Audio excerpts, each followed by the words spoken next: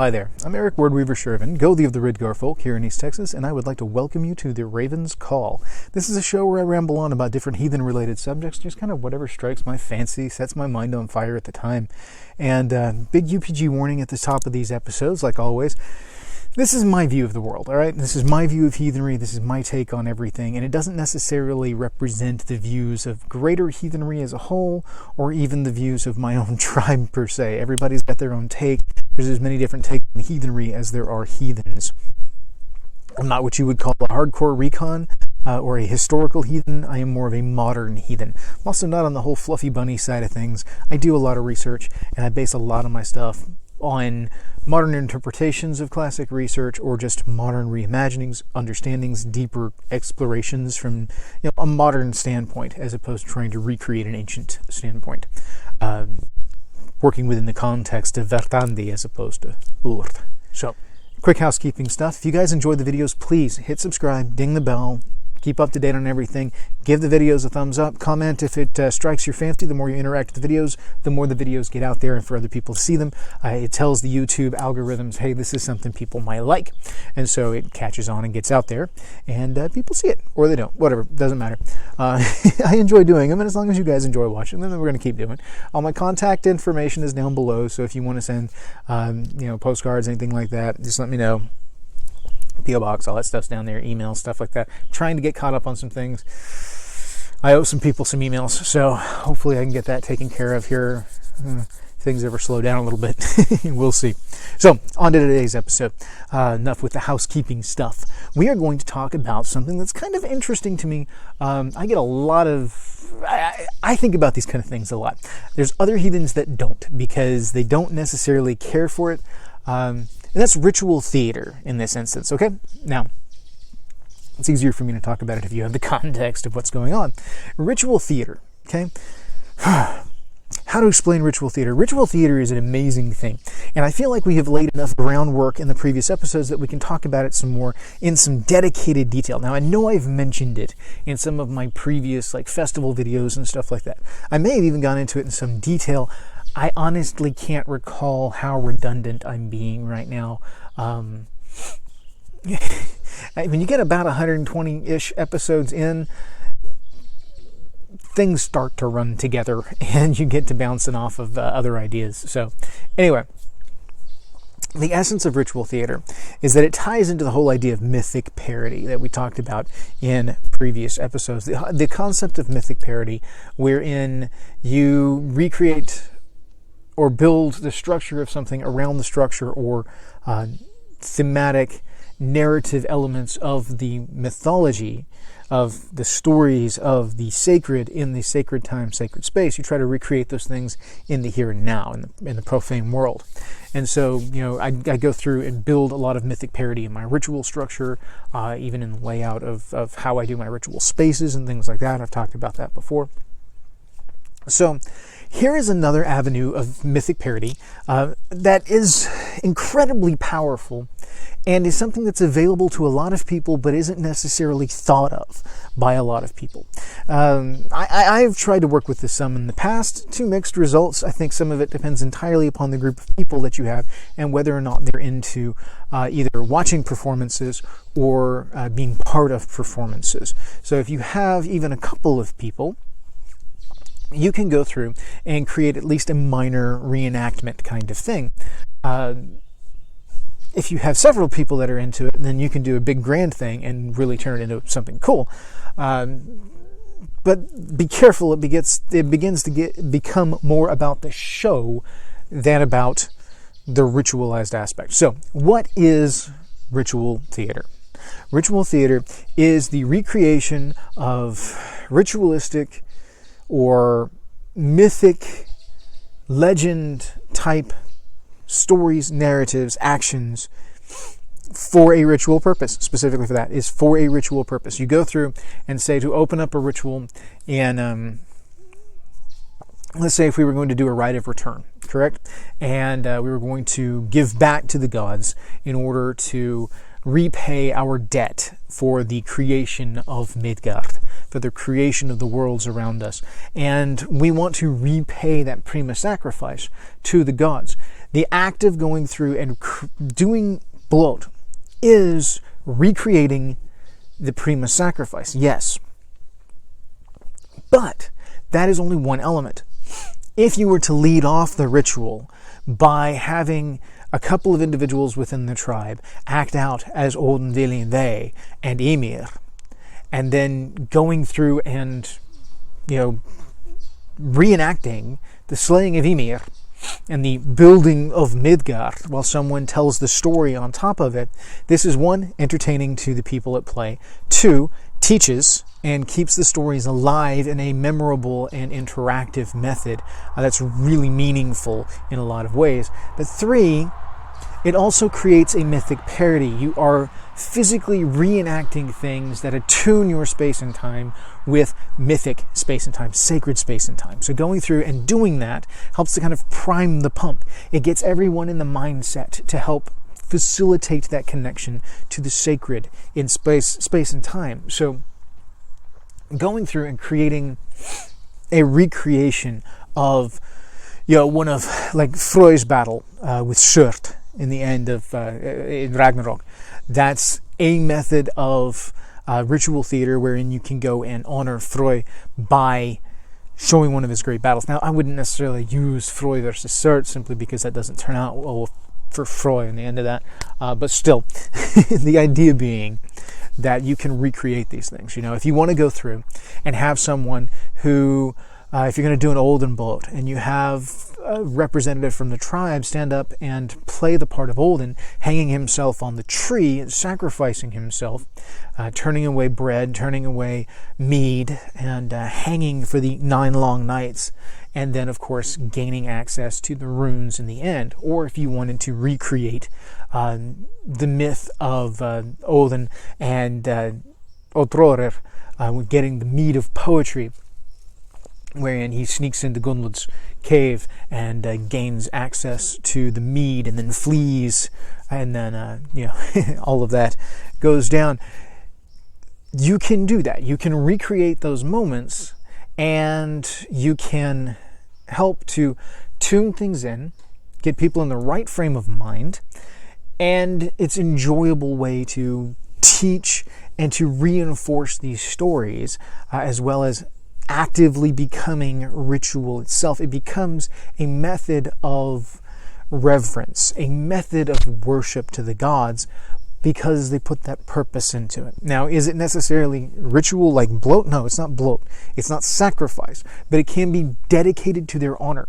We have to keep in mind that, when we're talking about the gift cycle of ritual, of bloat and whatnot, we're talking about actively giving energies, actively giving things, actually, giving of ourselves, giving of our bounty to the gods. We're exchanging luck with them. We're giving pieces of our luck to them, and they give to us, etc., etc., etc. So, that's the ritual gift exchange side of things. But these are our gods, and anything that we do in their name, or anything that we do to bring glory to them, to bring honor to them, helps to build our gefrain of fashion with the gods.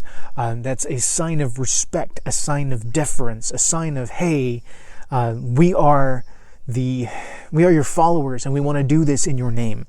We want to do this to bring honor to you, to keep your stories alive, and therefore this act becomes an act of reverence.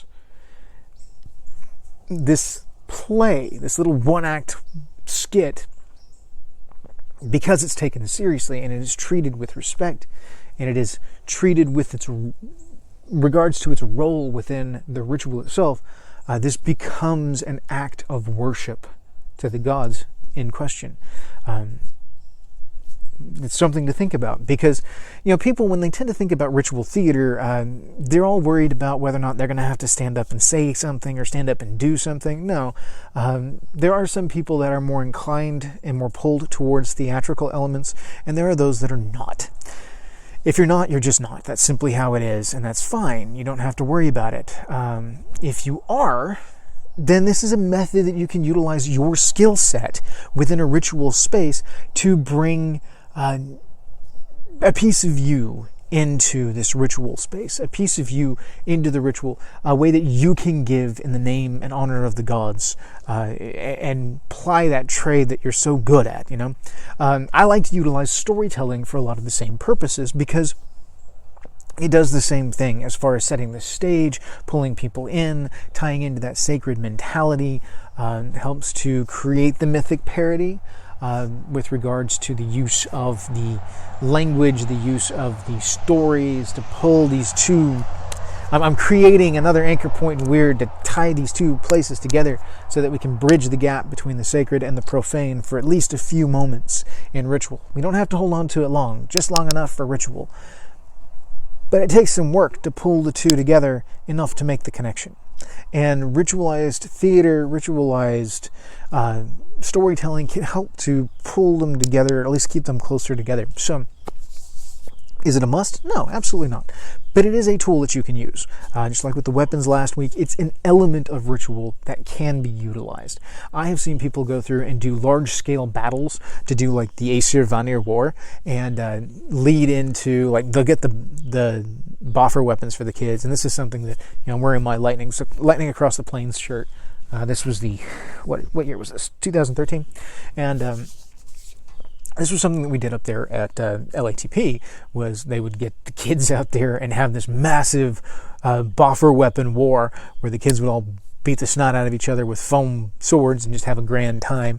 And then we would use that to discuss the Valkyrie, trolls, heroes, things like that. It was really cool. It was a really neat experience. But I've also seen people do the similar kind of thing to recreate the Aesir Vanir War, to do the whole gift exchange, how Freya and Froy and Njord come over to the Aesir, and the peace treaty between the Aesir and the Vanir.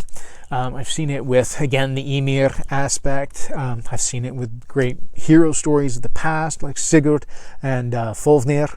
That's a real popular one to do. I mean, come on, Beowulf and Grendel is one of the most popular ones to go through, and to reenact Beowulf's battle with Grendel. That's a thing.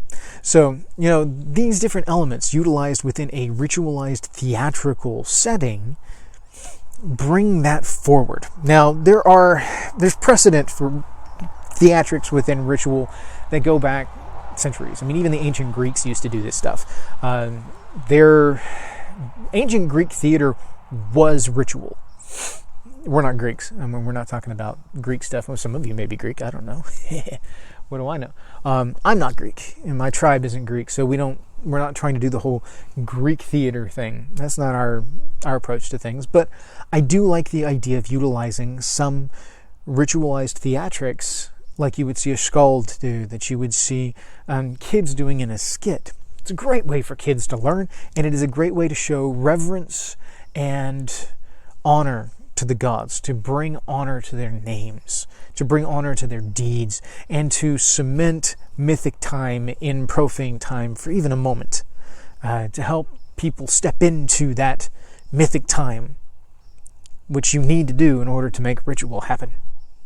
Now, another aspect of ritualized theater, or theatrics within a ritualized space, is the idea of processionals. Now, I've talked some about processionals before, and I've toyed about the idea of doing an entire video on processionals, and I felt like it was probably more appropriate to tie it in with the ritualized theater elements of things. But the essence behind a processional is that, say, for instance, if you go back and look at the processional of Nerthus, wherein the statue of Nerthus, at a certain point in time of the year, it was believed that Nerthus would take up residence within this statue.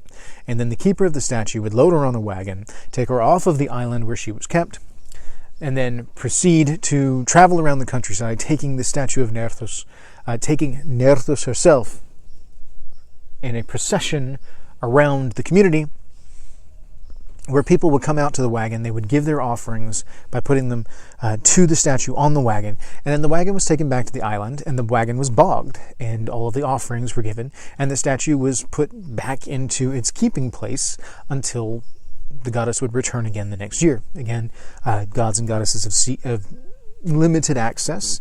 We're talking about processionals within that. We're talking about physicality of access, again with the limited access kind of thing.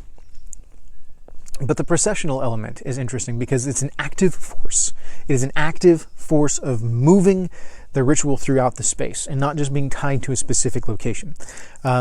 It's taking the ritual to the people, right? It's bringing those energies from ritual space out into the world, creating a boundary of it, seeding the world around it, and then bringing it back. So how could we do something with processionals in the modern day? Well, there's tons of references to how we can do them. Just look at the Wild Hunt, for example. If you look at stories tied to the Wild Hunt, during winter nights and the Yuletide, you see processionals of young men, specifically, who were wild and usually more of the, I believe, warrior clan bent. It's a coming of age kind of thing, where they were taken away and they were as the dead. They were taken out of society, literally not part of society at that point.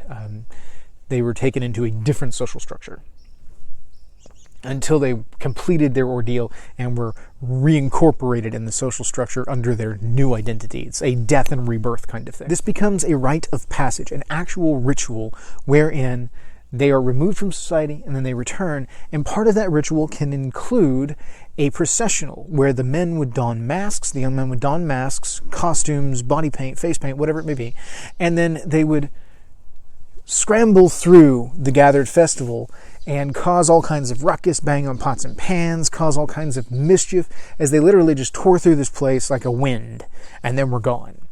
And it wasn't malicious. It wasn't intended to be an evil thing. It was intended to reenact the Wild Hunt, to give that mythic parody and to chase away evil spirits, etc., etc. I mean, there are tons of specific ritual reasons why you would do a Wild Hunt processional, but that is a processional.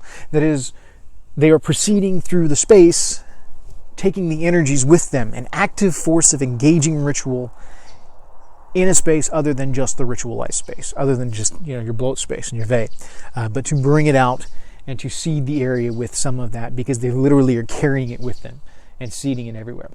Another example of kind of how you could do a processional is like if you were going to utilize, if you're going to do a ritual to Freya, say in the fall for harvest and whatnot, and you were going to lead a processional with, say, statues representing the god and goddess, the lord and lady, down to your vey or ritual space, wherever that may be.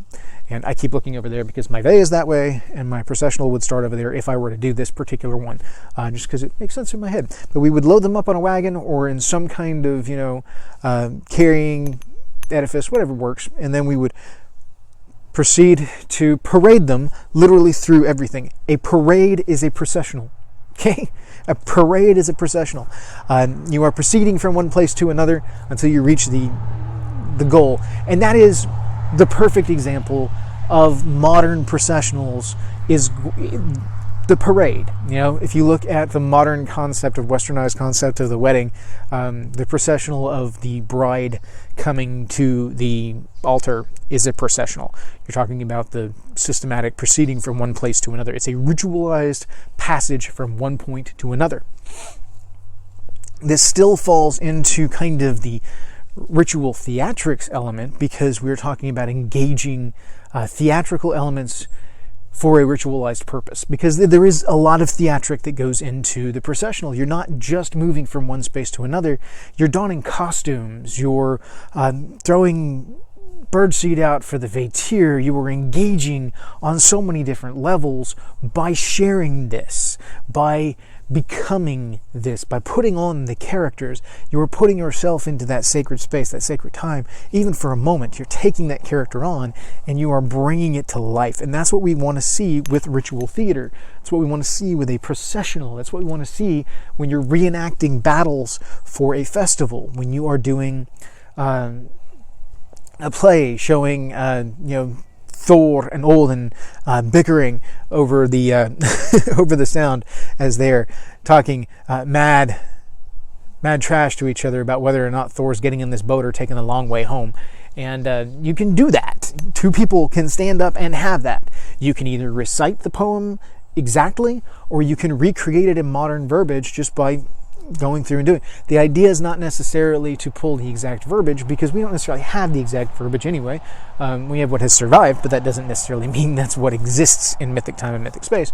But recreating the actions and recreating the essence and keeping the information there, because the information, these stories are the only way that we pass on some of this information, and you want to make sure you're passing on good information and not misinforming by, misrepresenting one of the names that's shown in the didactic parts of these poems that are meant specifically to teach the names of the cosmology, etc., etc., etc. So we get to teach with these techniques. We get to engage with these techniques. We get to enjoy these techniques. They're fun. They're supposed to be fun, and that's a great thing. Ritualized theater helps to make ritual fun. It helps to make the festivals more fun. And a lot of people are afraid of ritual theater because they're terrified of performing. They're terrified of public speaking. Okay, cool. Not your bag. I get it. And it's not going to be the bag for every tribe. You're not always going to have a group of people that are going to enjoy this. Some people are going to balk at it. Some people are not going to want to be a part of it. Some people are going to stonewall it simply because they're afraid they may have to be included in it. They don't have to be. Matter of fact, I highly recommend you do not force people into ritualized theater that don't want to be a part of it. They need to want to be a part of it for it to have any kind of effect or purpose. If you try to engage people in ritual theater that are not on board with it, then it's going to taint the ritual. It's not going to be as pure a ritual. It's going to be damaged because the why is not the same for them. They are not doing this as an act of reverence. They are doing this as an act of obligation to you. And so I wouldn't engage people that didn't wholeheartedly want to be a part of this and understand the why of it. But people aren't going to start doing this stuff unless they understand the why of it, and that's why I wanted to do this particular video, is to explain that not only is ritual theater a tool that can be used, it's a really good tool, and there's a really good purpose behind it. There's a really good motivation to it. Active energy brought to life. You're talking about engaging on a level that we haven't been able to do before. And it's a beautiful thing. I love it. It's not something that gets done enough. So I hope all of you will pay attention, explore, examine, see if this is up your alley. If you have an avenue, song. Oh my gods, man. Song is a wonderful way to honor the gods and to impart wonderful information, to help keep the myths and stories alive, to bring life to characters that may otherwise not have a great deal of life to them within the stories because we don't have a whole lot that survives. You can incorporate music into ritual itself as far as background music, ambiance, because there's so much energy going on with music. It's incredible. It's wonderful between drums or strings or whatever it may be. It is a beautiful thing, and I'd love to see more of it going on in the world. More engagement with these things within ritual spaces, I think, would be incredible. I really do. So anyway, hail to you all. I'm going to cut this one a little bit shorter today. We'll come back to the subject of ritualized theater if it's something you guys are interested in and want to talk some more about. But I think I've kind of got the point across. So I think we're good there, and I'm losing my daylight. So hail to you all, and thank you. Thank you so much for your support on the channel. Thank you so much for your engagement, the likes, the views, everything. I cannot tell you how much it means to me. You guys are awesome. I hope to keep churning out stuff that is at least moderately interesting. Like I said, I'm trying to think outside of the box with a few of these things here and there, and trying to include props where they're appropriate, things like that. I don't know. We're playing with it. But anyway, hail to you all. Thank you. May your hearth fires burn bright.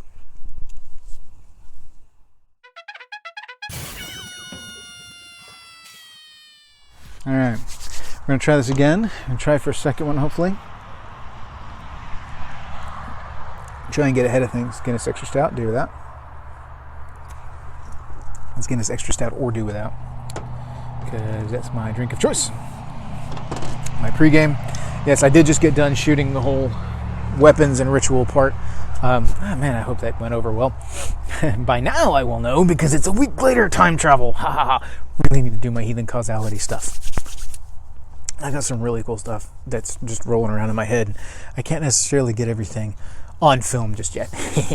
We're working on it. So, we're going to talk about ritualized theater. Okay? Ritual theater. So, that's going to be fun, I think.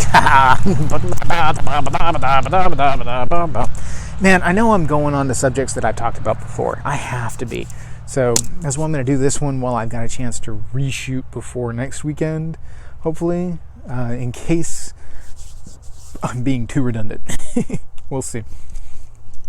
I'm really worried that last one didn't turn out well. So anyway, fun and games. We'll see. All right, here we go. We are live. I just have my sword on, so I'm like reaching for it, and I took it off for this video because I don't need it for this video. So anyway, oofda. Yeah, it's so second nature to sit here and hold my sword. Theater. I did a lot of theater growing up, so I lived for a large period of my life with a sword on my hip, be it my rapier back in my Three Musketeers days, back in my fencing days, or if it was my sword and baldric setup during my later Ren Fair period. I lived with a sword on my side for years. Loved it. So, but that was fun and games, and this is about serious heathenry stuff. So, on to serious heathenry stuff. Now, we're live in 3, 2, 1. Let's jam.